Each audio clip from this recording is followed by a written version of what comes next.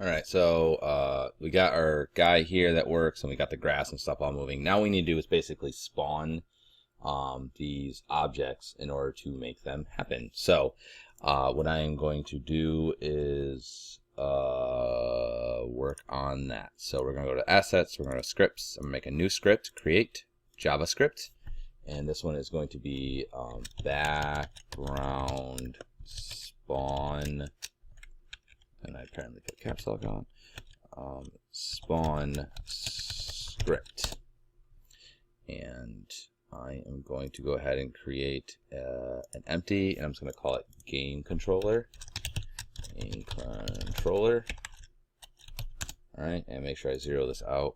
Tab, oops, 0, tab 0, and this one also needs to be 0.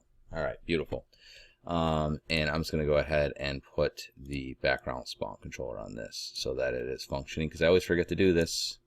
And now what I'm going to do is open this up in here, and we are going to set this up. So I'm going to need some variables. I need a variable element, and basically those are going to be the game object that I am going to drop on there. We're also going to do a variable for the element count, which will be an int, because obviously it has to be whole elements. Spawn, oops, sorry, variable spawn weight, and that will be a float, and then a variable start weight, and that will also be a float. Okay, now function start is just going to basically tell it to start the spawn waves. Okay, so we're going to make a function called spawn waves. Spawn waves. So this is just going to call that function specifically. Spawn waves. Okay, that's all start does, and then the spawn waves is going to be the actual thing. So we're going to do yield, which I'm going to spell wrong because I always do that. We're going to do yield wait for seconds, and it's going to be the start wait, which I put up earlier. Start wait. Okay, and then it's going to be while true. Basically, I just want this to keep happening, so I just wrote true. So I just want this loop to never end, forever and ever. Okay. Okay, and then we're gonna say for variable I, that's an int. And we're gonna set it to 0 initially, and then we're gonna say while I is less than the element count. Okay, and then we're gonna add to I every iteration of this loop that we're making. And then inside of here, I'm gonna make a variable called the spawn spot, and it's going to be an int, and it is going to be a random dot range between 0 and 3. Okay, so the idea is this, is that there's going to be 3, just so you kind of get the idea here, there's 3 spawn spots for each one. So either the building or the grass, the buildings or grass, they can only be in these 3 spots. So that's why I have spawn spots. It's going to randomly choose a spot between 0 and 3. And then based off of those, it'll either spawn it in that spot, or that spot. You know, 1, 2, or 3. Good. All right, so it's going to create that.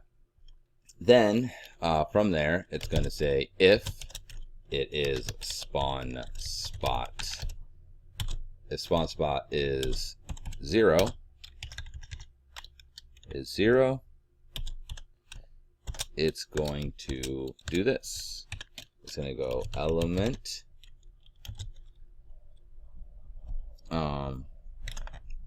the element that we want to use is going to be equal to the element select. So we're going to make a script that's going to randomly select an element, and I'll just go ahead and do that before we continue on with the rest of this so that you know what we're doing. So it's going to be a function, element select is what we're going to call it. All right, and all it's going to do is basically it's going to do a variable element num int, and it's going to randomly select between a random dot range between 0 and 3. Okay. The reason being is that it can choose between basically 4 different things. Okay, so then we're going to say if the number, the element num is 0, I'm going to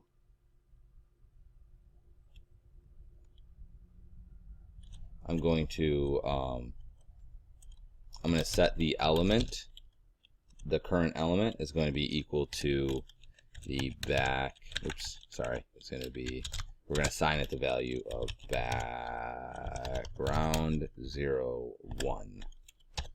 Okay, and I'm just going to copy this for each one. Control C, Control V, Control V, Control V. Because basically we have 4 different elements. I have those 3 buildings and the 1 piece of grass. Okay, so, and then we're gonna say if it's 1, it's gonna it will be 2. I'm sorry.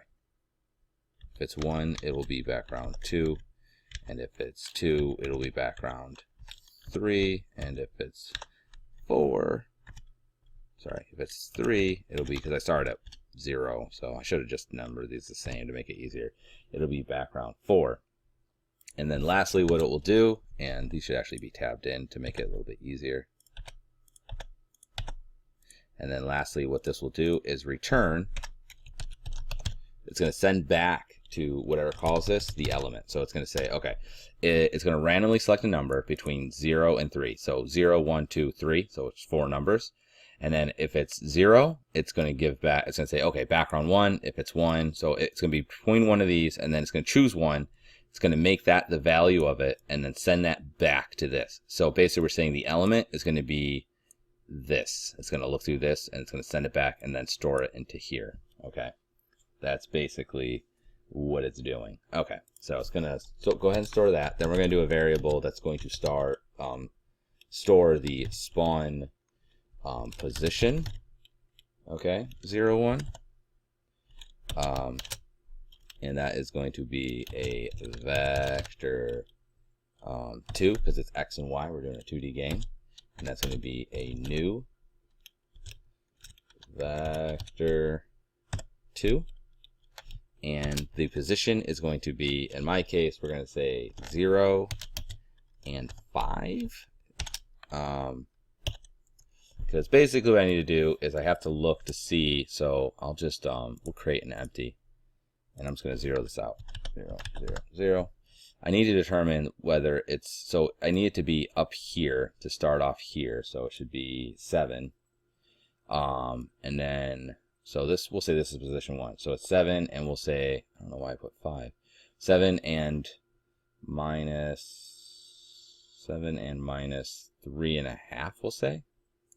Yeah, so we'll say 7 and minus 3.5. So that's actually not right. I don't know why I put that in there. So X and Y. So this should be minus 3.5, minus 3.5 by 7. Okay, so that's basically where I'm getting those numbers from. Then we're going to do variable spawn rotation. We just have to randomly make this because unfortunately it has to have, when it does a quaternion, when it instantiates something, it has to have a rotation built into it. So I had to just make one. I don't really care what it is. So this is just going to set it to 0. So then I'm going to go ahead and instantiate the element, which is the object that it's going to instantiate. Also, and it's going to instantiate it at the spawn position, and the spawn rotation. And then it's going to yield wait for seconds, and it's going to wait for the spawn wait amount that we will dictate later on, and that will be the end of this. Okay, and then basically I just need to take this and make a bunch more of these. So we need to make one for each slot, each position, and there's 3 of them. Okay, so I'm just going to go Control V, and we will back this up, and I will do this again, Control V, and I will back this up. So it's 0 or 1, and then the last one is going to be else. And so if it's 1, spawn position 2, which I didn't make yet. Oh, they're up. Okay. Spawn position 2, and then this will be spawn position 3, and it's, so that's fine. So I just got to find out what those other positions are. So this one will again be, it's always going to be -7, so it should be 0. That makes sense. So it's going to be 0 here and 7, and then this should probably be +3 because it's going to be on the other side. So it'll be 3.5 and 7. And I need to make some more variables that are going to hold the background objects. I didn't do that yet. Variable background 0, 1, and it's going to be a game object. And then I'm just going to copy this because I just need to do one for each, so there's 4 of them. All right, enter Control V, enter Control V, enter Control V, and it's going to be 2, 3, and 4. And we'll save this, and I'm sure we'll get some sort of error. So it says 5849. So I'm going to go to line 58. I didn't put a semicolon. That's a pretty amateur mistake. 35, 55. 35, 35.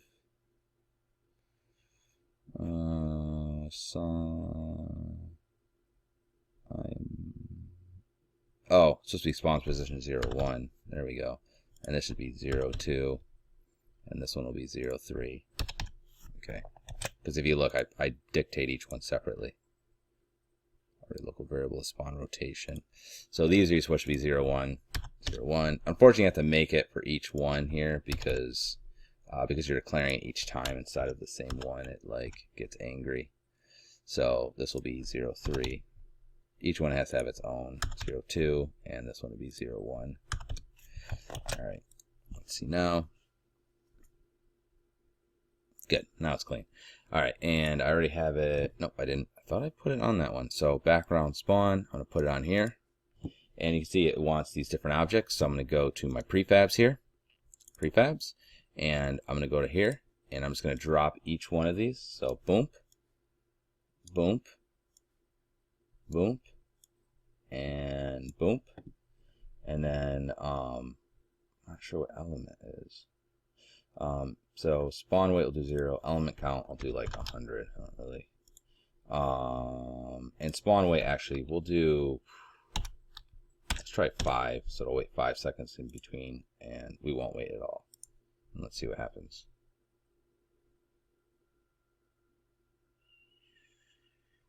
Oh no, it crashed.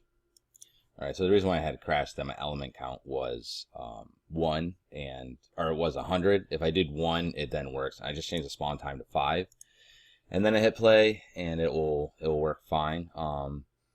The one issue I'm having is that although I told it to spawn in these different locations, each one of these has animation attached to it, so it's very specific that it happens here.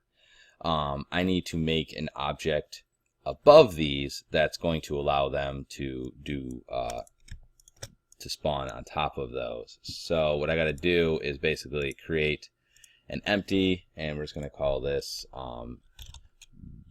the building loc 01, and I will do this on the next thing.